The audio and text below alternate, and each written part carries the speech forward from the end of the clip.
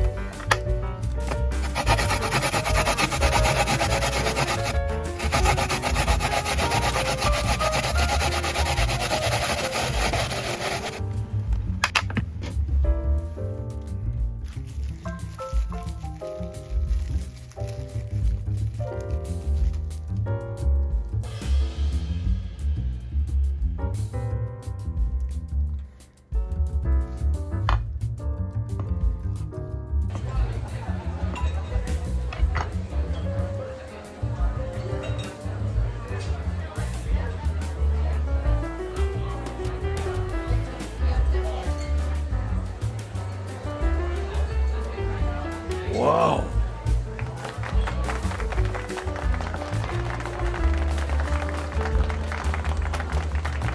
If Take-san can do it, anyone can do it. He will continue to make various dishes, so if you like, please subscribe to this YouTube. Thank you very much for your watching. Oops. Oh no.